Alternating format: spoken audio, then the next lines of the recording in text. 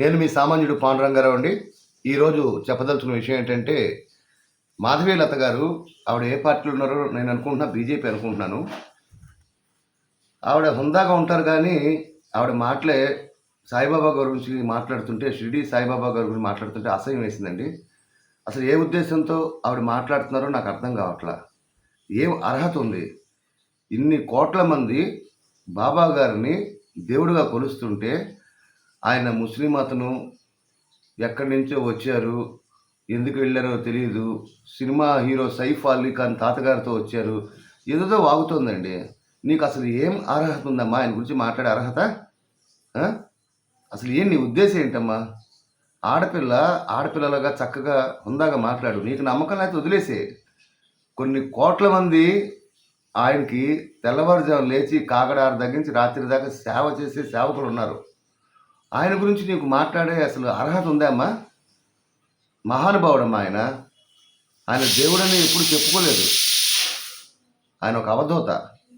మంచి చెప్పే ప్రతి మనిషి కూడా, మంచి చేసే ప్రతి మనిషి కూడా దేవుడే.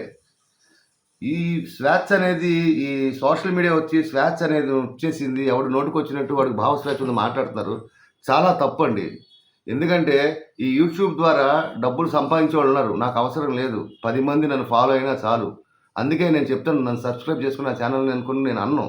ఎందుకంటే నచ్చితే చేస్తారు, లేకపోతే లేదు. మనం ఇచ్చేది మంచిదైతే చేస్తారు, చెడుదైతే చేయరు, నో డౌట్ అందులో. దయచేసి అమ్మ మాధవీలత గారు, నాకన్నా వయసులో చిన్నవారు మీరు, 2 చేతులు జోడించి దండం పెడుతున్నాను. షిరిడి సాయిబాబా గారి గురించి ఖచ్చితంగా మీరు ఇంకోసారి మాట్లాడితే నాకు నా మనసు, నా మనోవేదన మీరు గురి చేశారని వ్యక్తిగతంగా కేసు పెట్టాల్సి వస్తుందమ్మా. దయచేసి ఆయన గురించి మహానుభావుడు మాట్లాడే అర్హత నీకు ఈ జన్మ కాదు, కొన్ని కోట్లు లక్షల జన్మలు ఇచ్చినా నీకు లేదమ్మా. నోటికాడ కూడి చెడగొట్టుకున్నాడు నా అన్వేషణ ఒక ఎదవ. సీతాదేవిని పట్టుకుని, ద్రౌపదీదేవిని పట్టుకుని పచ్చిబూతులు మాట్లాడాడు. అలాంటి ఎదల గురించి మాట్లాడండి.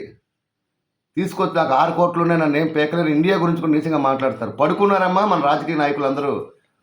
ఒళ్ళు పట్టుకుని, మెడ పట్టుకుని కుక్కని ఇటుకొచ్చి తీసుకురావాలి అలాంటి వాళ్ళని. వాళ్ళ గురించి మాట్లాడమ్మా. మహానుభావుడు ఆయన. 1918లో సమాధి చెందారమ్మా. ఆయన గురించి ఇప్పుడు కొత్తగా మీరు మాట్లాడి మీ ఉన్న దరిద్రం నోరుని దయచేసి అదుపులో పెట్టుకోండి. ఎందుకంటే కొన్ని కోట్ల మంది ఉన్నారమ్మా, గుర్తుంచుకోండి మాధవీలత గారు. కొన్ని కోట్ల మంది ఉన్నారు. మళ్ళీ ఈ టీవీ డిబేట్లు పెట్టే ఎదవల్ని చెప్తూ కొట్టాలండి కొన్ని ఛానల్స్. నలుగురిని పెట్టుకుని సాయిబాబా గారు దెయ్యం, సైతాను, దేవుడు కాదు, ఇది ఎవరండి? ఈ పిచ్చిముండా కొడుకులు అందరూ, నాకు బూతులు వచ్చండి, కంట్రోల్ చేసుకోలేకపోతున్నా.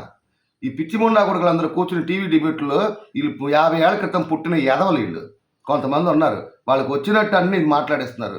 అలాంటి ఎదవలతో దయచేసి టీవీలో మాత్రం డిబేట్స్ పెట్టకండి.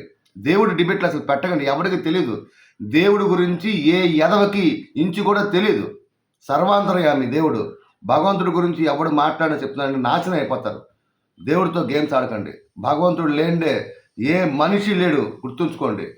ఇది గుర్తుంచుకుని ప్రతి ఎదవ ఆయన గురించి మాట్లాడే టీవీ డిబేట్లో దేవుడి డిబేట్లు పెట్టకండి దయచేసి.